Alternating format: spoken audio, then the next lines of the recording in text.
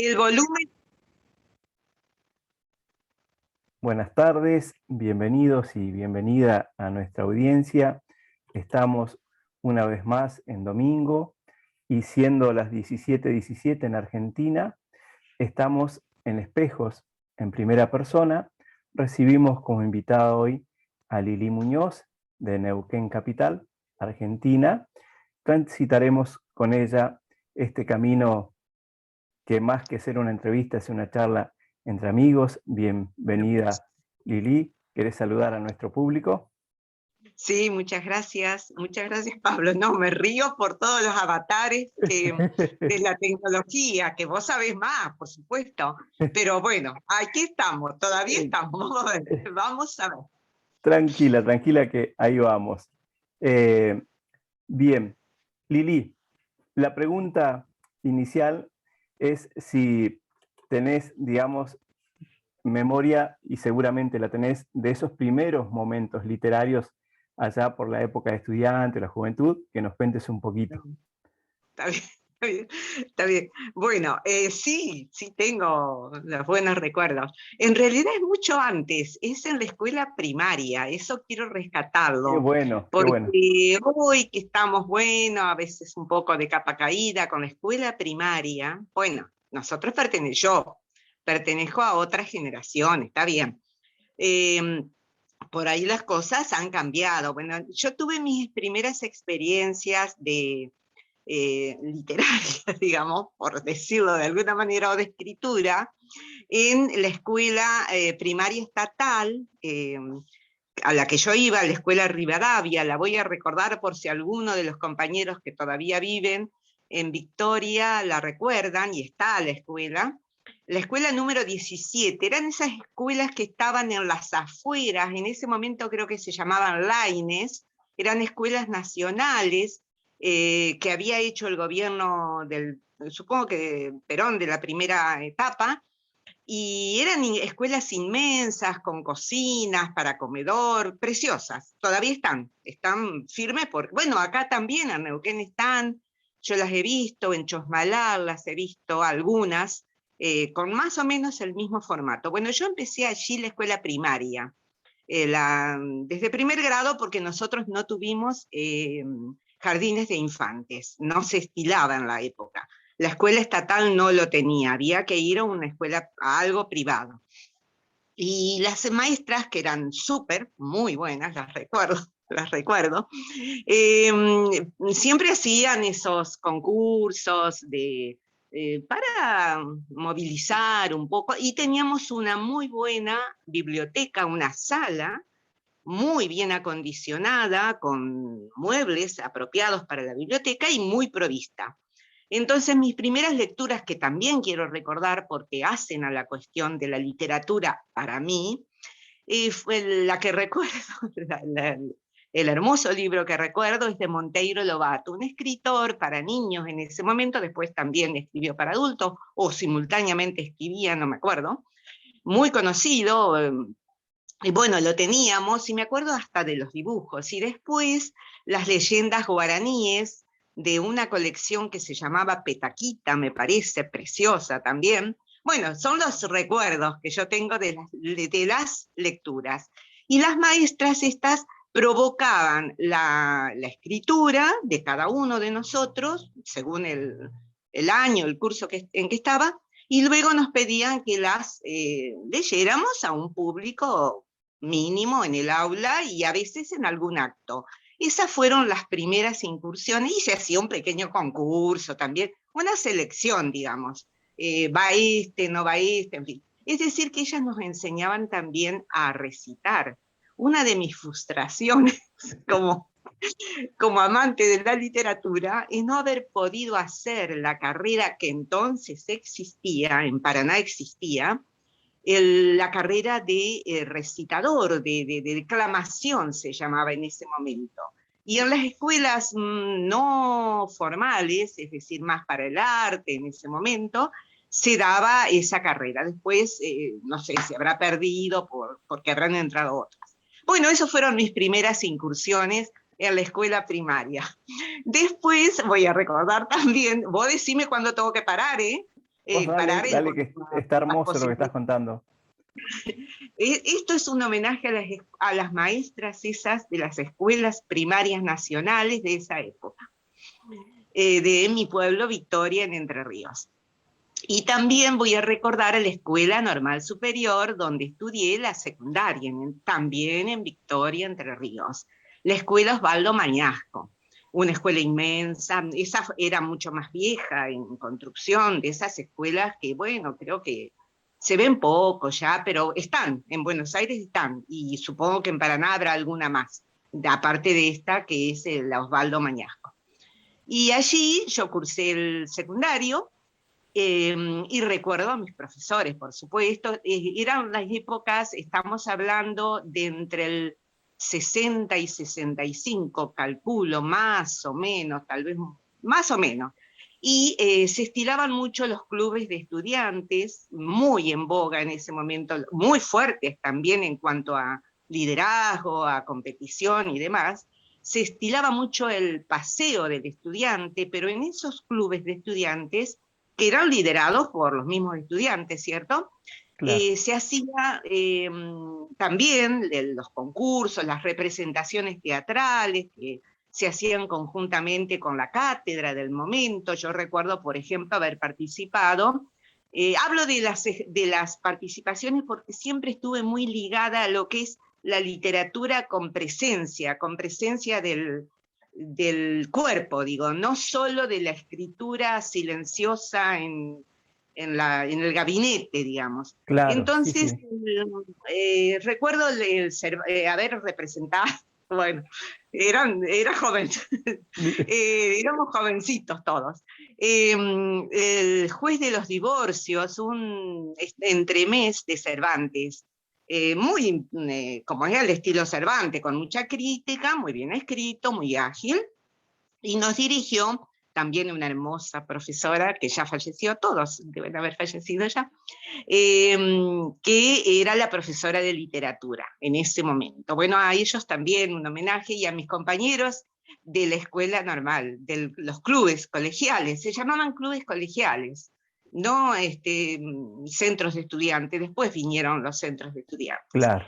Y en esos clubes también se desarrollaba mucho, eso también quiero rescatarlo, el folclore argentino, es decir, la canción argentina de los buenos autores que en ese momento prevalecían, y de otros de la región que también eran muy buenos y siguen siéndolo, poetas y músicos, y se hacían bueno, todo eso contribuyó, creo, a incentivar, y creo que contribuye, por eso dije lo del cuerpo, lo de la puesta en escena pequeña, a pequeños grupos.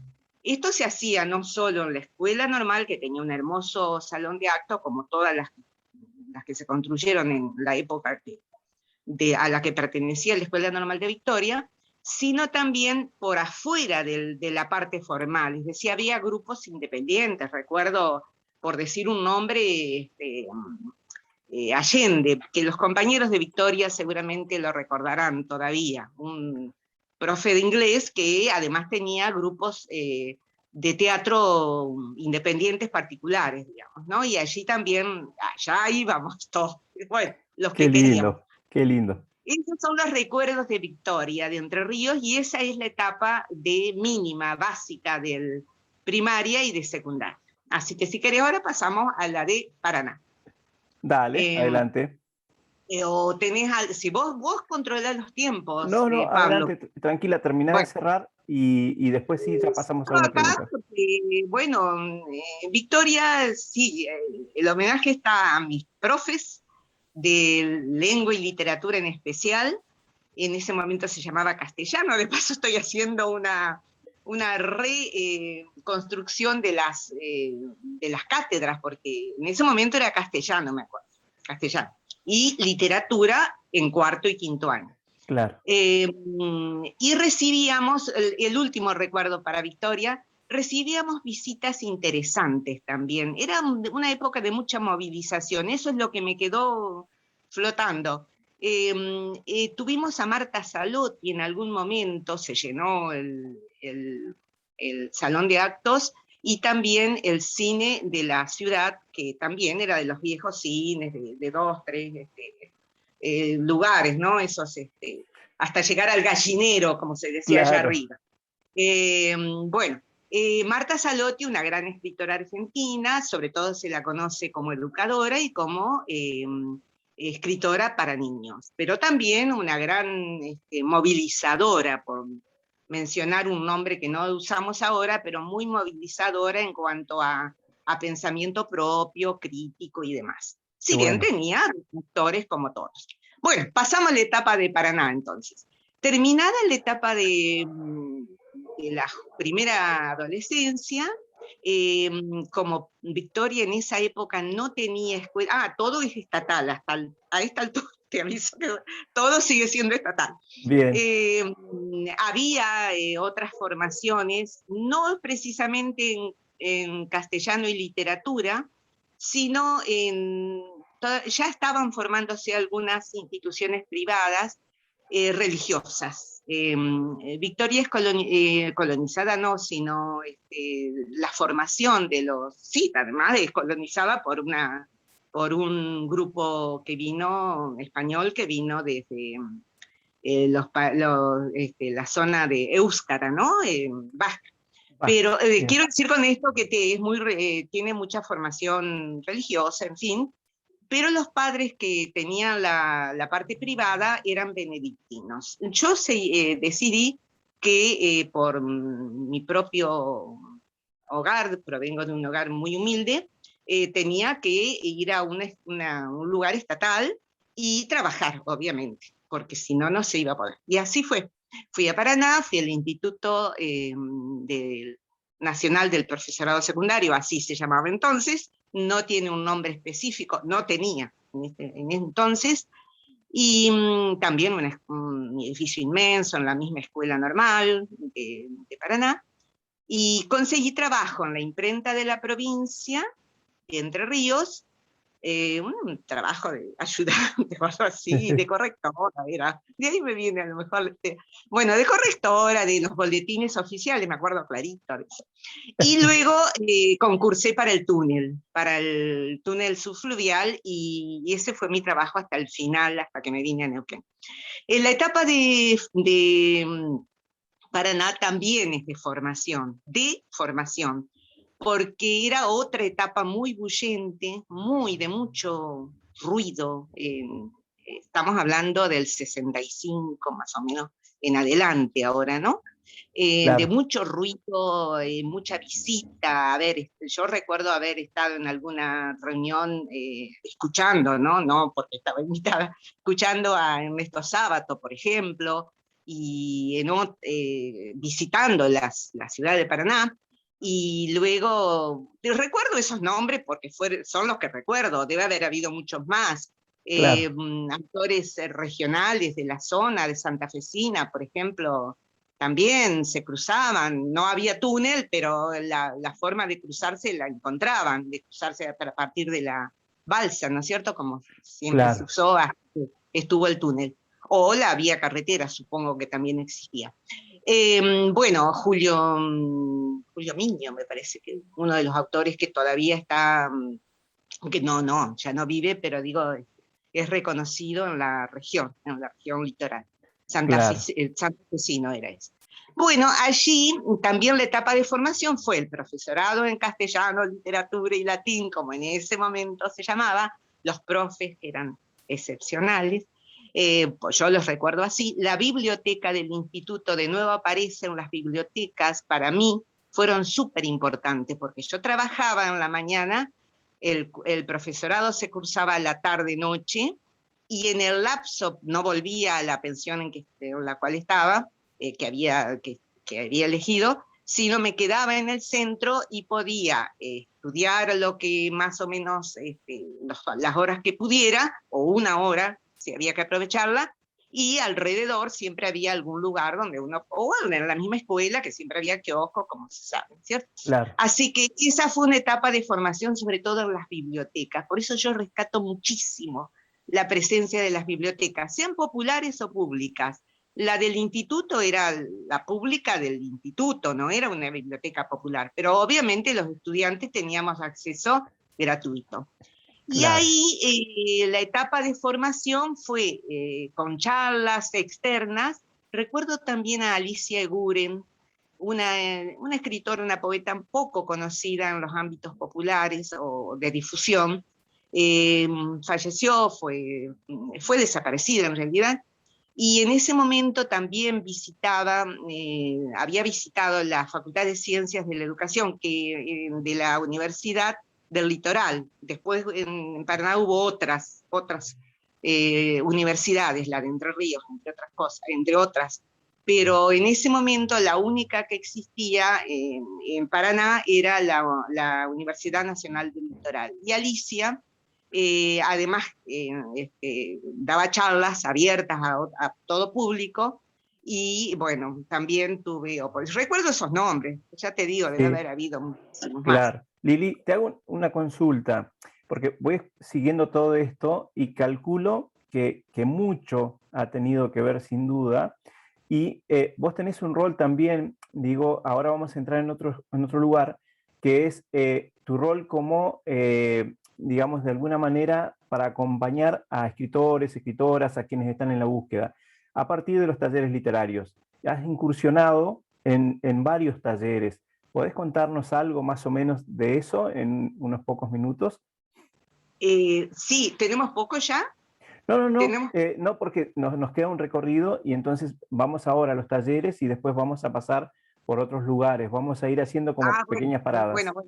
Vos ordenás. Sí. Bueno, la parte de talleres literarios, Paraná no la tenía todavía, no No, era yo una... digo en la No, actualidad. no, pero te Sí. voy para hilar, ¿no? De Ah, acuerdo. bien. No era una etapa en la que yo incursioné, puedo decir, en Paraná. En Paraná Claro, estuvo la formación de profesor en castellano, literatura y latín, que no siempre exacto. tiene que ver, aclaro para la audiencia, no tiene que ver con la vocación o lo que sea, que la pasión por la escritura, no necesariamente.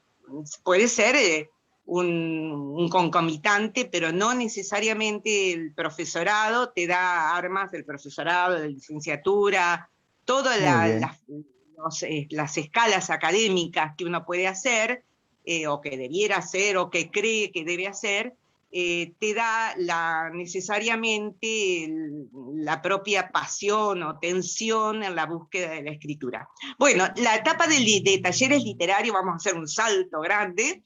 En realidad, la formación, siempre digo primero la formación, lo poco o mucho que pude haber tenido en formación, aparte de lo propio, que claro, también está, siempre está, es en la etapa de Neuquén, de la ciudad de Neuquén, porque nos Exacto. hemos salteado, a esta altura nos hemos salteado la etapa de Cutralcó. Pero de cualquier manera, la etapa de la ciudad de Neuquén, es decir, años 80, 81 para ser más preciso, más o menos, es la etapa en que yo y mi familia nos asentamos, venimos a Neuquén, desde Cutralcó a esta altura, ¿no? Y ahí tuve la oportunidad de viajar con algunos compañeros que están todavía trabajando en estas cuestiones a General Roca, donde se ofrecía por Nicolás Bratosevich en ese momento, pero había otros grupos. Recuerdo a Aide Mazzoni de General Roca, de la ciudad, una poeta también muy docente, pero muy poeta, es decir, una gran poeta que después no volví a ver. Creo que está en Buenos Aires, creo, no lo sé. Bueno, Nicolás Bartosevich hacía su etapa de formación externa, él venía en realidad como académico al instituto del profesorado de Roca, entonces era instituto. Bien. Y además hacía esta etapa de formación, yo no me acuerdo si era una vez por mes o una vez cada vez que venía. Nosotros íbamos de Neuquén y pasábamos la tarde y casi noche allí, haciendo la tarea de formación que nos ofrecía Nicolás Bratasevich. Otro grande, también gran escritor, sobre todo poeta y ensayista, y que ya no está entre nosotros. Siempre ligado a los talleres, voy a recordar la etapa también de Neuquén, porque Nicolás también vino a Neuquén alguna vez, invitado, perdón, por la fundación del Banco Provincia. Entonces estaba Berta Shapiro, en la fundación. Y alguna vez vino en 2 o 3 instancias, recuerdo, así también en su etapa de formación, porque había mucha gente que iba, mucha gente, quiero decir 5, 6 o 7, que íbamos en autos en ese momento desde Neuquén hasta Roca. Y luego Gloria Pampillo, otra gran escritora, más narradora que poeta, que también incursionó en Neuquén, sobre todo en la provincia de Neuquén y en la ciudad de Neuquén, con talleres de escritura. Quienes estén escuchando o puedan ver él, seguramente la recordarán. No solo en la provincia de Neuquén, sino en la Patagonia.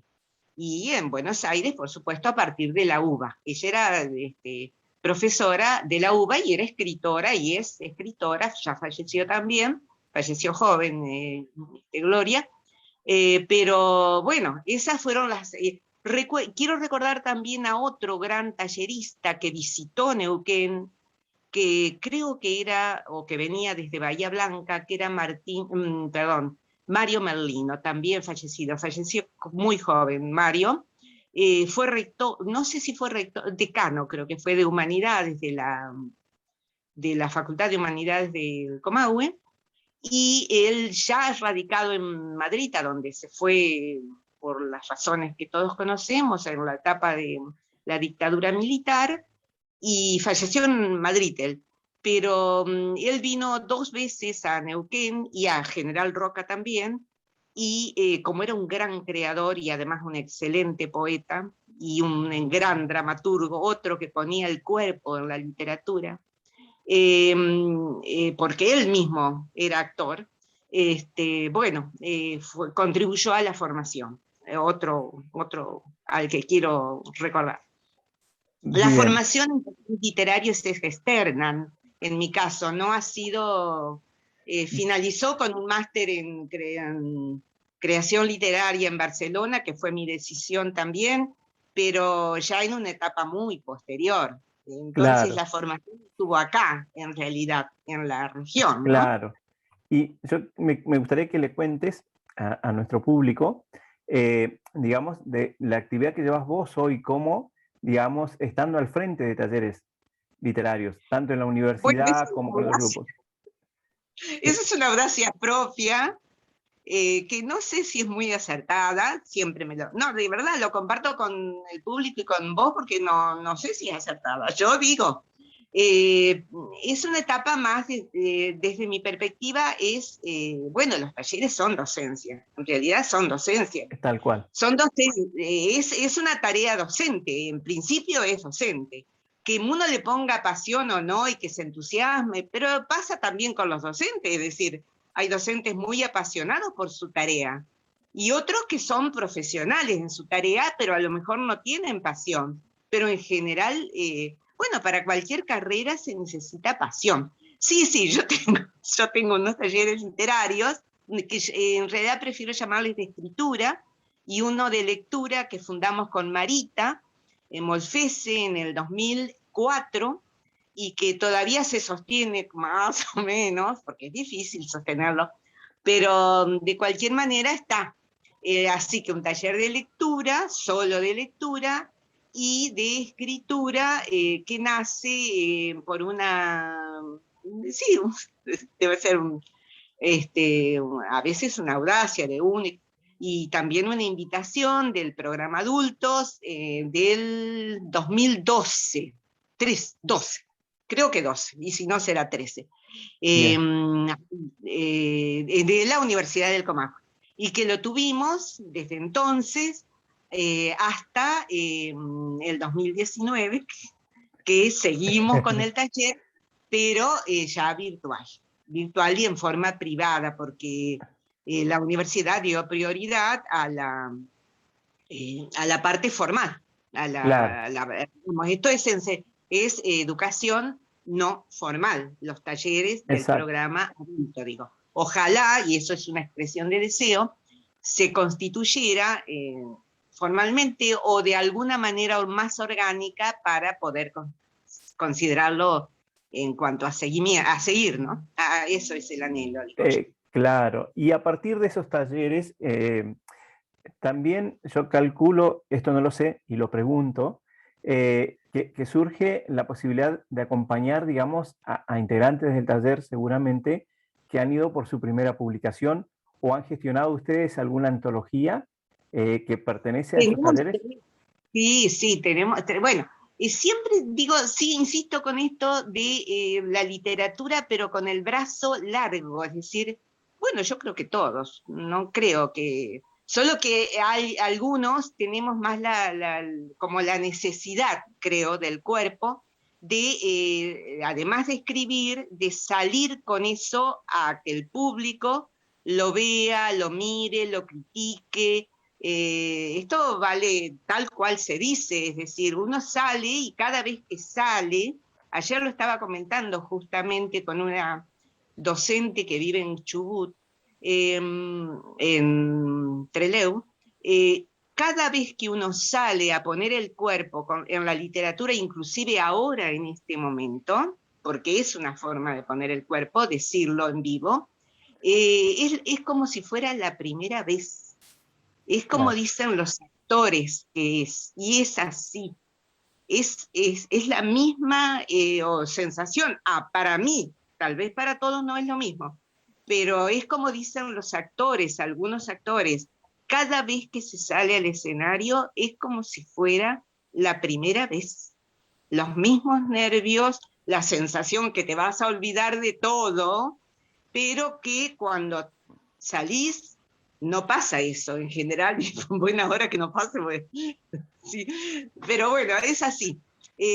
Así que sí, acompañar. Te decía, tenía 3, acompañar, por supuesto, ha habido muchos de los escritores que fueron, algunos ya formados, otros para empezar y demás, que ya están presentando y han presentado sus libros, bueno, y con mucha recepción en la región para empezar y después se verá. Eso no termina nunca. Qué bueno.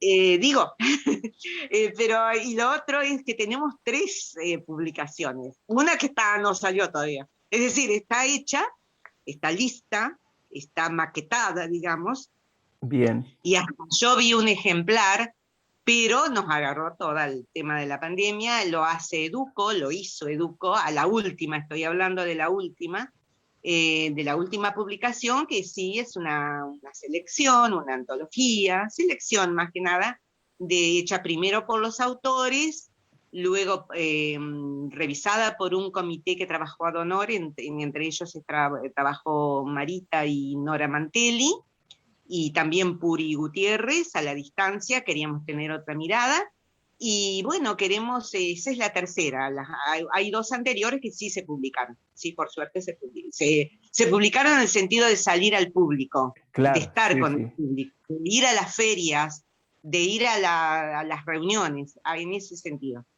Bien, buenísimo. Y hablando de publicaciones, ¿querés contarnos los títulos que has publicado y qué género has publicado? Vos decime los minutos, para no aburrir, porque la gente también tiene su tiempo, ¿no? No, contarnos más o menos los títulos y después que nos cuentes los títulos, yo te voy a pedir que nos compartas unas 2 poesías, que elijas 2 poesías de ahí y nos compartas. Bueno. Y bueno, los títulos todos no me los voy a acordar de memoria, y no los anoté honestamente, traté de sacar acá algunos. Bien, Así que bueno, el primero voy a hacer también un homenaje. Bueno, son etapas de adelante. homenaje. Son etapas de homenaje. Voy a hablar, no sé si se puede mostrar acá la tapa, ¿no? Sí, sí, No sí. sé, pero La puedes bueno, yo mostrar no ahí. sé, Sí, ojo que yo soy analfabeta casi total. Yo te lo dije con el teléfono para colmo. sí, sí, no hay Bueno, yo problema. acá sí, voy a mostrar el primer trabajo que hicimos con Marita Molfese. No sé si se ve, no sé. Correrle un poquito más, ahí se ve mejor. Ahí está, ahí Ahí lo está. tengo. Decires del cobre azul. Ahí está, perfecto. Azul del 91, que Dale, es una guía más bien de selección de textos de la región, desde los primeros, desde los pioneros de la región, por ejemplo, Manuel de Olascoaga, por decir un nombre, hasta los que estaban con nosotros, estaba Méndez, me acuerdo de Héctor Méndez, por decir otro nombre, es decir, una selección. Eso es claro. Decires de Sur, y la tapa fue hecha por Liliana Montellefort, la querida Liliana, que en ese momento estaba más afincada con su pasión por las artes plásticas, ¿no? Claro. O no la conocía más por eso. Luego quiero también recordar otro, que después voy a leer de ahí un pedacito, a ver, que es una antología también, pero esta vez de relato, solo relato. A ver, lo voy a poner acá. Una antología Ahí de está, se los... ve. Sí, más o menos esto no le pude encontrar decir, no la 70 y te diría 72, 70, estábamos en Cutralcó todavía, nosotros. Claro. Esto fue una antología, la sacó la editorial Coligüe, entonces, que todavía creo que está, no lo sé, o si ha sido absorbida por alguno de los grandes pulpos, digamos, editoriales, no lo sé, puede ser. Y allí también aparece un cuento, bueno, el libro Decires de Cobre Azul es una selección nuestra. Acá participa otra compañera escritora que es Chiama, que está en Chubut, y ella lo hace para la Patagonia. Bien. Y para la editorial Coligüe. Ahora sí me voy sin tiempo, sin mayores, voy a ir a los últimos por si nos falta el tiempo. Dale, tranquila. Bueno, voy a Mujeres de Albada, yo lo pongo acá, que es una novela. Yo pensé siempre que no iba a escribir novelas y sin embargo en este momento es mi obsesión escribir novelas. Qué bueno, No son qué novelas bueno. largas, no son novelas largas, son novelas breves. Es decir, lo que yo llamo entre 100 y 150 páginas. Bien. 100 o menos, 100 o menos. 100 Bien. o 150. Una novela larga, una novela, digamos, como sabemos, puede ser mayor de 200 Exacto. y más. Sí.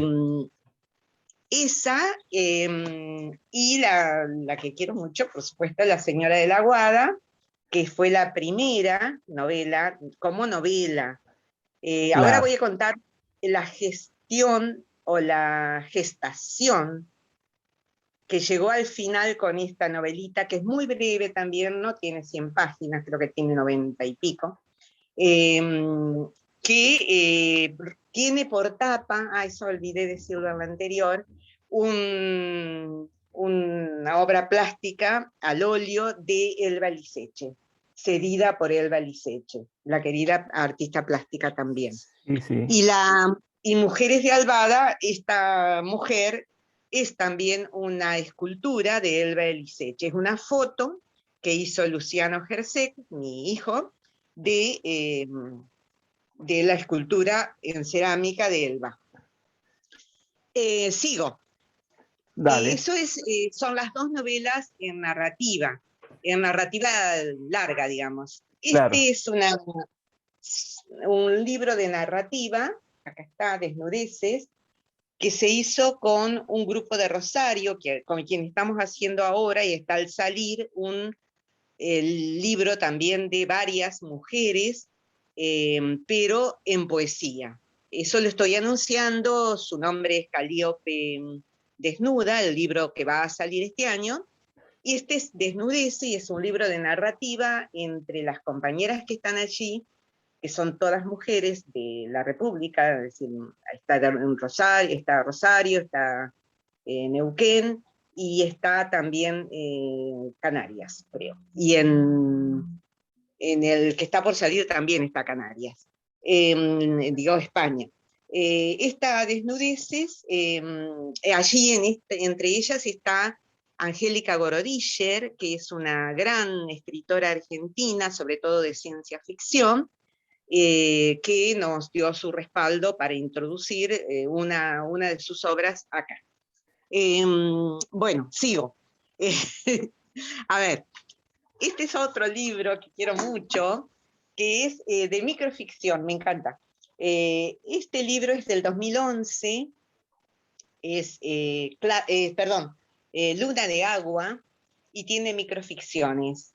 La tapa es una foto de una niña, que soy yo cuando era niña, muy niñita, y ¿Qué tal? tiene microficciones. La tapa la hizo Carlos Mirabete, que es un diseñador de la región, muy conocido, y que ahora está en el Bolsón.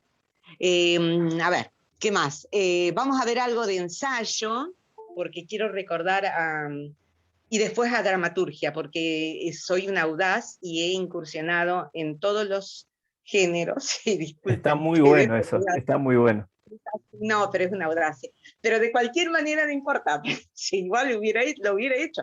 Bueno, esto es Formas del Discurso, es un ensayo didáctico literario que dirigió Paleiro, María Inés Paleiro, una escritora, sobre todo de ensayo académico, del que yo llamo ensayo académico, porque en realidad los míos son ensayos. Este no es un libro que dirigí yo, este lo dirigió María Inés Paleiro. Yo estoy allí en uno de sus artículos académicos, es decir, redacté un artículo académico de este Claro, libro, que se llama Formas del Discurso, de la teoría de los signos a las prácticas comunicativas. bien. ¿No? Eso es, pero ahora hablo del ensayo, ya estaba hablando del ensayo, la quise recordar a ella, María Inés, que ha sido muy generosa en cuanto a la etapa de publicación y demás, y quería decir que yo lo que trato de fomentar en los talleres y también es el mini ensayo, porque no es un ensayo, digamos, del que podríamos hacer un libro, un mini ensayo de 3, 4, hasta 10 páginas, digamos, ¿no? Y un mini ensayo que en realidad es un relato de reflexiones, preguntas y argumentaciones en favor de una idea. No sería lo que estamos en general acostumbrados, quienes pasamos así a veces por creer que podemos catalogar todo lo que se publica, se escribe y se publica. No es un ensayo académico, el ensayo cuando fluye suele ser en general literario, ensayístico, por supuesto argumentativo y apelativo, pero no necesariamente tiene todo el aparato de erudición al que estamos acostumbrados. Sí, las citas, obviamente, las citas se consignan, pero no con el aparato erudito y la forma de registrar esas citas y llamadas de un trabajo académico, quiero decir. Eso también Claro. en los talleres que, se produce, porque hay gente que le gusta escribir ensayo. Y hay quien dijo alguna vez que el ensayo se parece mucho al poema, y eso lo estoy buscando. ¿Por qué puede ser el ensayo? Vos pensás en poetas como Hugo Mujica, por decir un nombre, y también Santiago Kovadlov, también, pero él es más largo en sus textos a veces, en 2 líneas de poesía, en 3 líneas de poesía, Hugo Mujica hace un ensayo sobre la condición humana, sobre el Claro, amor, sobre, no sé, sobre lo que estás leyendo en ese momento. Digo esto que, por eso, cuando alguien dijo el ensayo se parece mucho a la poesía, estoy buscando por qué más. Es decir, claro, se trata de un ensayo de corte literario, pero no deja de ser ensayo. Si estás profundizando sobre lo que es la vida y la muerte y la condición del ser y sobre lo que es la lectura, pensemos en Borges, en Piglia, donde la reflexión es constante, no es solo la historia que nos relatan, sino detrás están todas las otras palabras que nos están diciendo otros subtextos. Eso Claro, digo, ¿no? Bueno, claro. sigo, ya le hice el homenaje a María Inés. ¿Qué más? Tenemos, bueno, como obra única, digamos, única quiero decir unitaria en realidad, es un libro de poemas, de poesía del 2019. Es mío. Lo editó Fundación Lecturas del Sur del Mundo, que preside la querida poeta y difusora cultural Eterlín Miquesca. Miquesca. Este libro se llama Mi casa también es otra casa. Y el poema final es ese, Mi casa también es otra casa. Sigo, a ver qué más. Por acá, la dramaturgia, dijimos, para no dejarla, Exacto. ¿no? La dramaturgia, bueno, empiezo por el último, o uno de los últimos, que es la publicación que hizo de un concurso nacional del 2018, la Feria del Libro de Chipoleti, con microficciones teatrales, es decir, minificciones de 2, 3 páginas.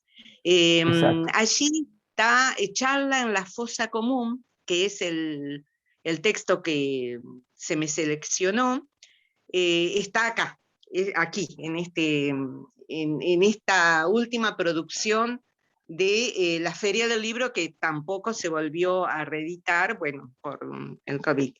Después escribimos con el querido, voy a recordar, quiero recordarlo, sí, Gerardo Penini, que tampoco ya no está con nosotros él. Hicimos Naciendo Teatro desde el Sur en el 2000, esto es del 2002, 2003, por allí.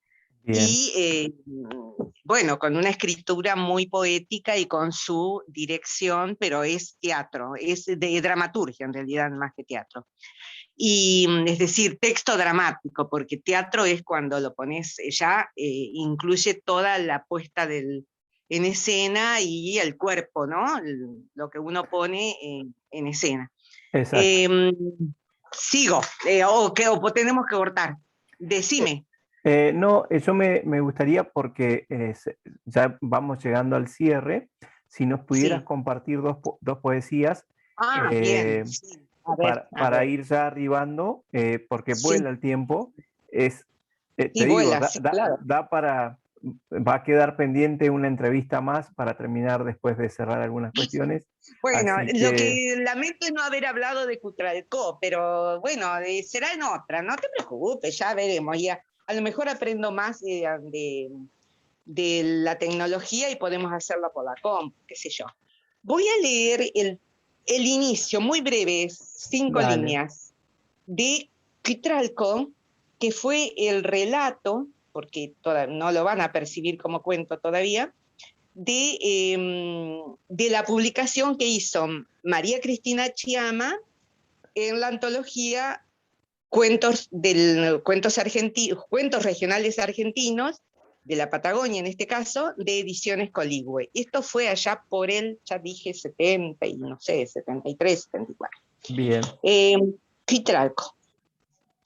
Quitralco vino, se cree, desde tierras de verde y azul, cuajadas de noches veraniegas, joyas de tul tejidas por arañas inmensas y aterciopeladas, adormecían a veces sus párpados a la hora del sol restallante. Llegó solo. La pampa también estaba sola. La mirada del hombre se perdía a veces en la búsqueda inmensa de lo ausente. Los atardeceres encendidos tras las bardas agrandaban su canto de silencio. No se llamaba Quitral. Quizás su nombre haya sido Dulce y Verde, o tal vez Blanco, con olor a miel y a pasto con rocío. Pero al llegar al país de las lunas grandes, fue Quitral. como el fuego de su corazón anheloso, como las chispas doradas de sus ojos claros. Y después sigue el cuento. Qué lindo, qué belleza. Sí, este es el inicio.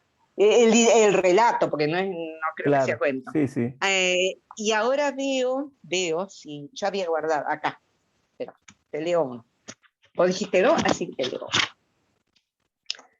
uno. Ya. Azul de Mayo.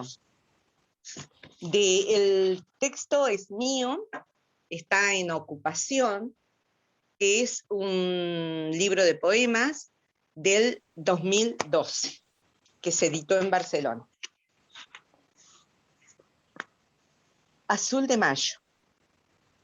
Cuando tus manos se hayan ido por el sendero azul, aquel de mayo, cuando el olvido escancie ortigas en arenal vacío y la vejez reniegue acantilados, cuando imágenes virtuales hayan tornado al fin un clip que ya no vuelve, entonces sabremos, donde quiera que te halles, de mi entrada al regreso.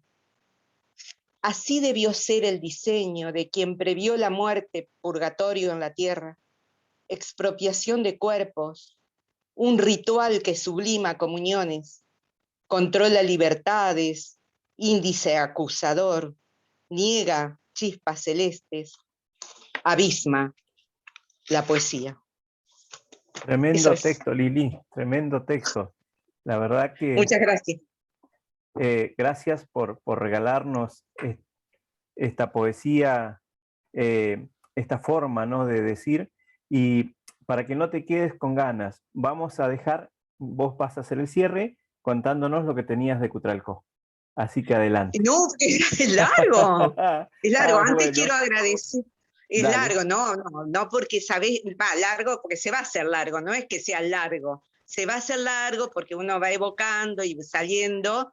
Lo dejamos, en algún momento ya habrá oportunidad de recordarlos a todos ellos, ¿no? A todos los que estuvieron allí, las voces. Hacemos un acuerdo, digamos, para un tiempo más adelante, donde retomamos a partir de Cutralcó y vamos por algunas poesías de otros de tus libros.